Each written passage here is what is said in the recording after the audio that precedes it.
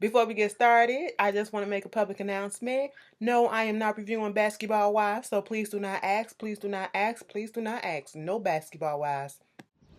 What's going on, y'all? So listen. So we are back again for another episode review of Love and Hip Hop. This is season 7, episode 19, Rasheeda. Anyway, so we start off with a little lunch date that they having. Rasheeda, Mimi, Spice, Tommy, Sierra. Sierra said Rasheeda and her bonded over there. Similar situations with they ain't shit niggas. You know what I'm saying? And she was like, Tommy is there. She ain't really got no beef with Tommy, but she know Tommy don't fuck with Carly Red. So as long as Tommy don't bring up Carly and be shady with her and all that shit, she cool. Tommy been in the studio with Spice. Okay, Spice said she feel like they got a hit on their hands, but she said it's been difficult working with Tommy because that bitch either be canceling stuff or coming in fucked up and just, she's about her time management. Tommy ain't. So she just, trying to work with the bitch without cussing the bitch out. So, they started talking about the whole situation, what's been going on with Rasheeda and Kurt and this whole baby situation, how Jasmine came up to the job. Spice said, I know your mama knocked her ass out. Bitch, Spice had the same thought pattern we had. It was like, Miss Charlene knocked that bitch out. But, she kept it cool, calm, and collected. And, they spoke on that shit. Then it got into the Sierra and Brosco situation. Sierra was told that Brosco only had 2 kids. Tommy came out and said, bitch, he got 4 kids, okay? And I know I know one of the bitches that he fucking with now. He was like, wait a minute, she still messing with somebody? I don't know about this. Maybe this is something that Tommy is trying to do to get back at the whole Carly Red situation, but I'm not going to get pissed off until I have the absolute proof. Girl, and then going to say something. I'm so tired of these girls putting my business out and confronting me on some stuff in front of everybody. Well, bitch, if you would have did this shit yourself, you wouldn't be having all your business put on Front Street like this. If you would have investigated before saying, I love you and in love with some nigga that you only known for a couple of months, bitch. Like, come on.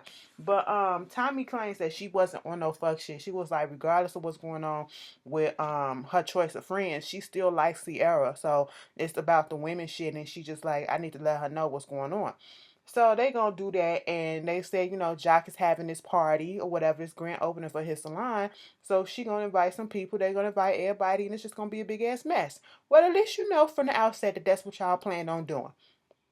Speaking of mess, Tiara. She sit down at the restaurant, this club or whatever, waiting on Jasmine to come in. She know Jasmine because she used to be a bottle girl, or she still is a bottle girl in these clubs or whatever, and most of them like strip clubs, so she know a lot of strippers or whatever, and Jasmine used to be one of them because Jasmine claims she don't strip no more. And so, they sitting down there. Jasmine in this woe is me, well, Kurt still haven't seen the baby and all this stuff. We talked a few weeks ago about him stepping up, but he still haven't done anything. And I went up there to try to talk to Rasheeda, but Rasheeda wasn't there. And, her mom was acting like this and acting like that. Tiara, the advice you giving this girl, yes, Kurt needs to be around. Kurt needs to see his child, and you talking about something, just sit that baby right there with Carter.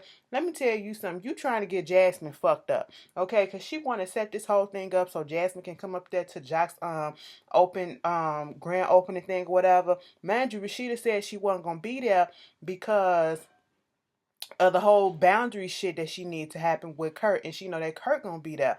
And I was like, see, this is why people don't want to fuck with you, Jasmine.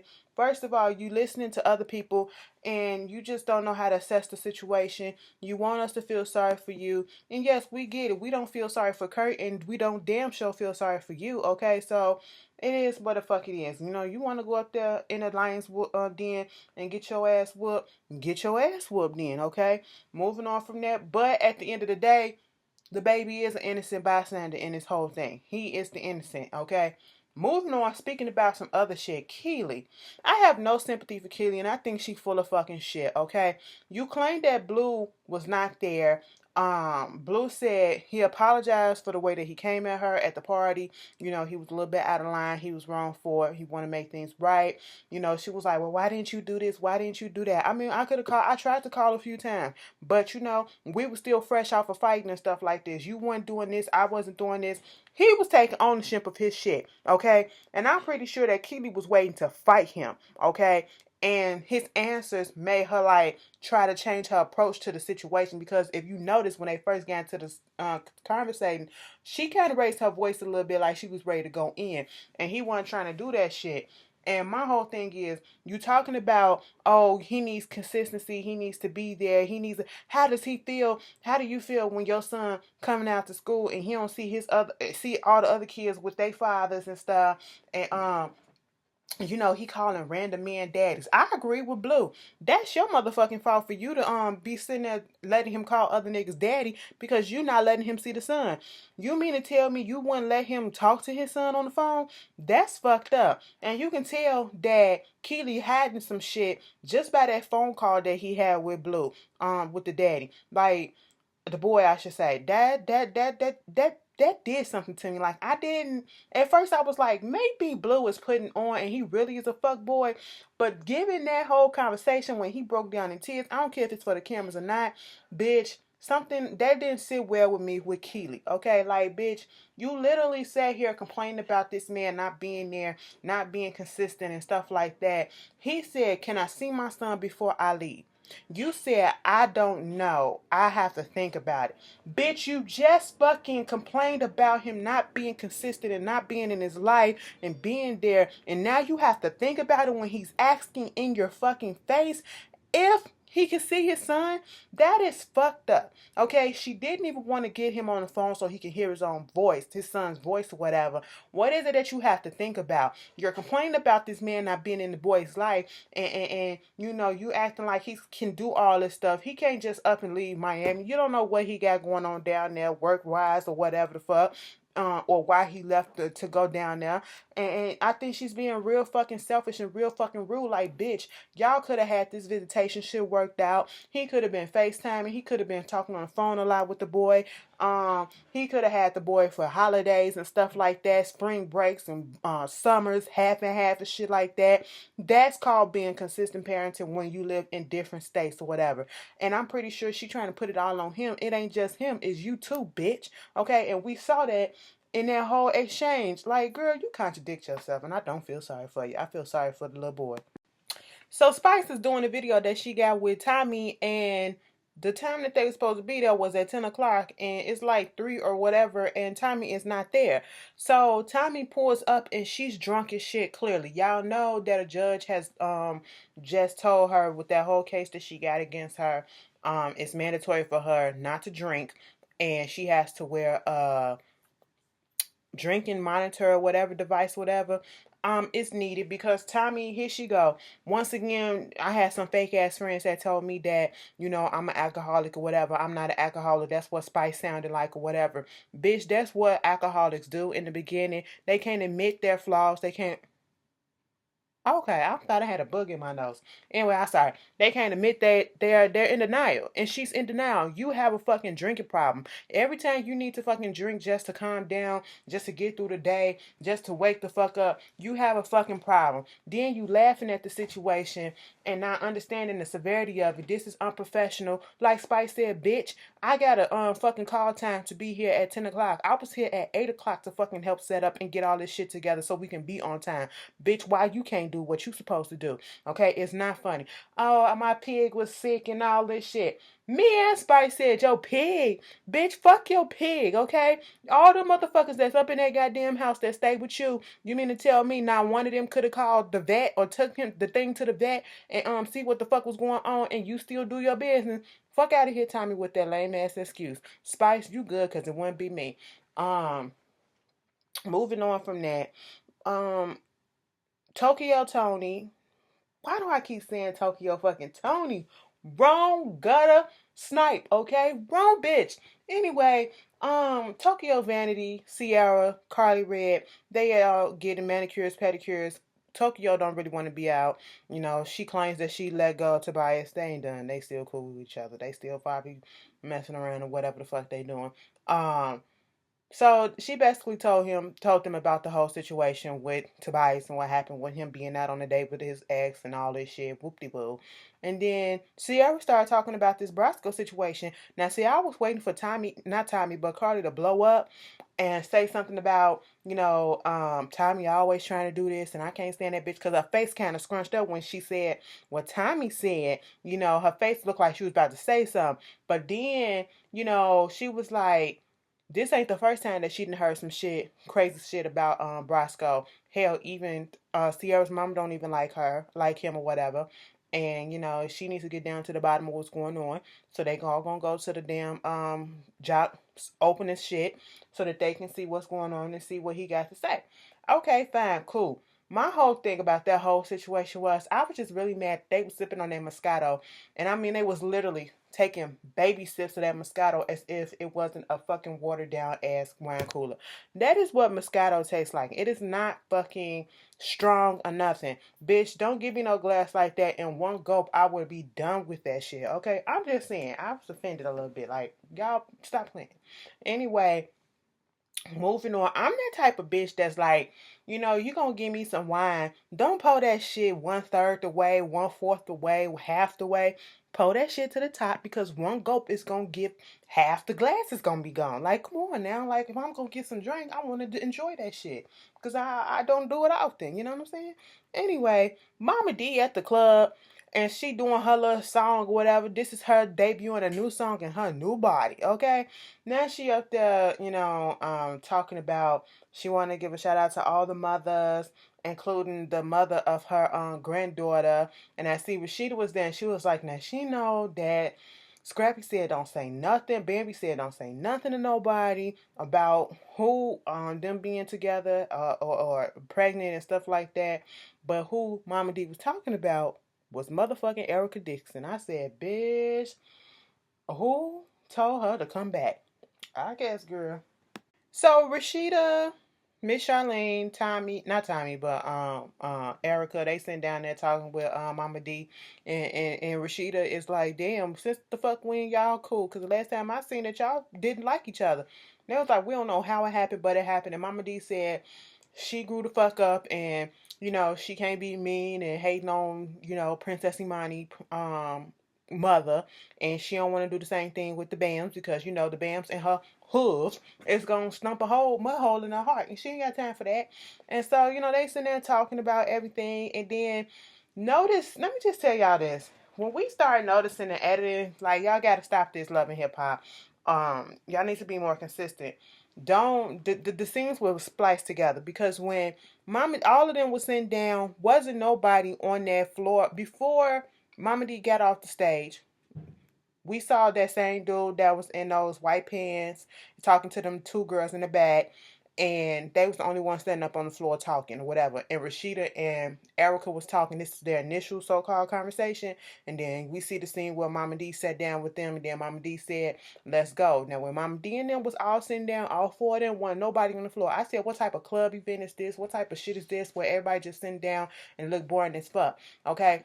And then when Mama D said, "I'm gonna let y'all go. Come on, me and Charlene gonna go and let y'all talk," the dude come back with the three girls. Come on now. Editing, spliced in and all that shit. But they sitting there talking about the whole situation, and even Erica, I will say, she was always the one who called people out on their shit. Like, bitch, are you serious? You gonna let Kirk stay? I'm really tired, and it hurts my heart to see that she's doing this stuff and still letting him in, because regardless of her saying that she don't know if they're gonna reconcile, we all know that they are reconciled. You know what I'm saying? And she said she wish she would just go a little bit harder on this shit with him.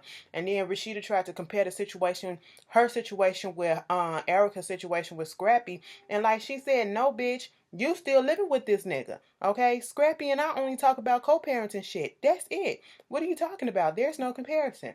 But she was like, you don't want to go talk to the girl and have a closure about the shit and get some things out? She was like, no. She was like, you know what? Because back in the day, we would have just rolled up on the bitch like we did that Ashley Nicole bitch, the dyke bitch, okay?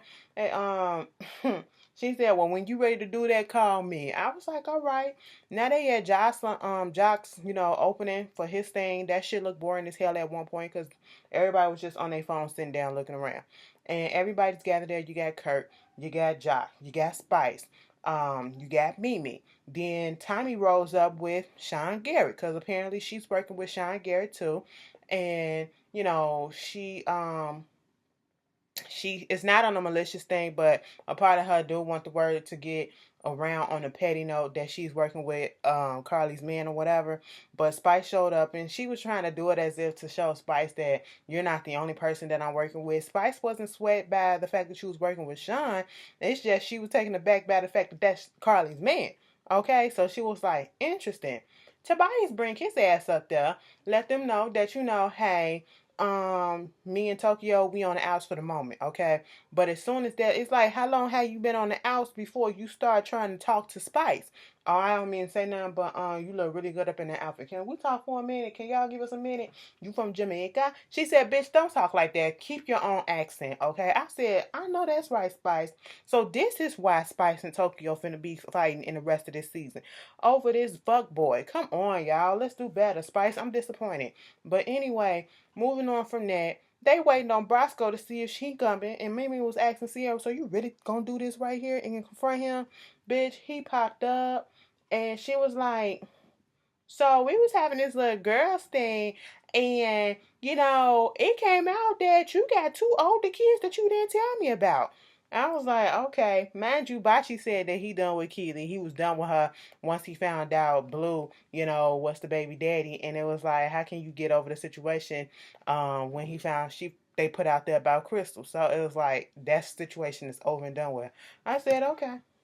So Brosco claims that the girl that is sending, Tommy these DMs or whatever, been up in his DM. He used to deal with her, but now, he don't fuck with her no more. So now she going a little crazy. They're trying to lie and say that he got kids, but he don't got kids. So of course Sierra's gonna believe him. Mind you, Mimi asked, so this your girl? Your past is in the past. This the only girl that you seeing? This the only girl I'm seeing. Mind you, he said that he was fucking around on her with other fillies last week when he was with shooting them. Okay, so I'm just sitting here like, lying ass bitch, don't make no sense. Then all of a sudden, here comes Tiara and Jasmine. Kurt face went from to now. See, this part fucked me up. I'm really not here for Rasheeda and this whole bullshit. But I'm here for Spice and what she did. Spice stood up for her motherfucking friend, or I don't even care if she's not her friend. She stood up for the fucking situation because that whole situation was fucked up. And I would have said something too, like, if a bitch don't want to fucking talk to you right about now, that does not give you the fucking right to fucking keep popping up, Jasmine. Tiara trying to get you to get your ass whooped just for screen time, bitch. Okay? Because if these were real bitches, Sierra and Tiara's ass would have been fucked up. Okay? You don't do that. Kurt talking about some, I don't know what more she want. I paid the child support check. I don't need to see her and all this shit. That's not all that you need to do. You do need to be in your son's life, regardless of if you putting a check in or not. You need to be in your son's life. That don't mean that you have to have any dealings with the mama, okay? But still, this is not right. Here goes Spice. You know that Kurt is friends with Jock. Why wouldn't you know that he would be up here? Okay? And I said, good question. Good fucking question, bitch. What was you gonna do? What did you thought was gonna happen? You wanna have a fucking personal conversation with Rasheeda. This is not the fucking place, first of all. Alright? And I just said, Spice, they should have just let Spice beat that little bitch ass, okay? I just was like, no, don't do this shit. Don't do this shit. Jock said, we not finna do this. I just got this place with all these white folks. Y'all not finna act the ass up in here. Take that shit out. Kurt left in the middle of them conversating. Okay? Kurt never said not one word. He just ducked the fuck out. Okay? Tiara, why y'all upset with her, whatever. Look, bitch, you should already assess the situation. Why y'all upset with her and not him? No, they upset with him. Okay? They get it. But it's her, okay? You really trying to pop up. You don't do shit like that. She not playing the cards right. We supposed to feel some sympathy for her. They don't feel sympathy for Kurt either, okay? So come on, like, stop it. Like, ugh, it was just stupid. So they met up with Rasheeda, Carly, Mimi, and Spice, because Rasheeda wasn't at the opening. Carly wasn't at the opening because she wouldn't call she don't fuck with Jock like that. And Rasheeda, she was down in Texas, finalizing the stuff for the next, press in Texas or whatever. And so that's when they started letting her know the information about some shit that she found out. Carly said she went to do some digging. She found one of the girls that he was messing with, and come to find out that Brosco is cheating on her, cheating on Sierra, and she went to talk to the girl, and the girl said they in a real ass relationship right about now. And then, they start talking about the whole thing with Jasmine popping up. That was like, why would you expect to be welcomed with open arms? You like a homewrecker, whatever. And it's not that they wasn't pissed off at Kurt. It's the fact that they known Kurt. And so they had all this time to get in Kurt's ass and feel their way or whatever. But you're literally an outsider coming into a group of people who already know each other and thinking that you're going to be accepted and all that shit or whatever the fuck. Like Rasheeda said, Kurt should have said, like, at one point Rasheeda said Kurt should have, instead of leaving, talked to Jasmine and told her about doing these pop-ups. But he did that once before when they was at the lawyer's office earlier in the season, and she said she understood. Ooh, excuse me, my bad, y'all. And I'm like, at this point, I'm with Rasheeda. What the fuck is it that you need to talk to me about? Okay, you fuck my man. You had a baby with him. I'm still with the dude, and nothing you gonna say is gonna change the fact that we don't have a relationship. They don't need a relationship. There's no understanding that needs to be had. Okay, she can't make that man see his child. All right, so the person that you need to have a conversation with is Kurt, and he just slipped right through your fucking fingers. All right, stop that shit. I would have. Oh, Ashley just gonna get her ass beat. Let me fix my face. Because this ain't right. I'm saying this because Rasheeda was about to go back home and cuss Kurt out. Like, you need to tell your little bitch, get her ass in line or whatever. And she see Kurt packing, and she was like, where you going? He finna leave because his mama died. Come to find out, she must have just, I don't know if she had a heart attack or whatever. The brother or whoever went over there to check on her wouldn't get no response, but can hear the TV on. Call 911. They kicked in the door. She was laying in the bed unresponsive for whatever. And he had just spoke to his mama 2 days ago, whatever, saying when you gonna come back, because the kids want to know when you gonna come back to visit and all that shit.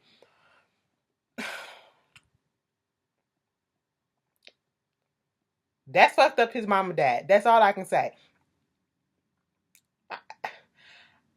I don't want to sound insensitive, but y'all already know this is because Rasheeda was like, oh my God, this is all another reason for her to keep that nigga in the house. I'm here for you. I'm gonna help you. And probably before he left, she gave him some sympathy, grieving pussy. I'm just fucking saying. I know I ain't the only one who was thinking it, and if you feel the type of way, oh the fuck well, it is what it is. But that was Love and Hip Hop. Y'all tell me how y'all feel, and I'll see y'all later.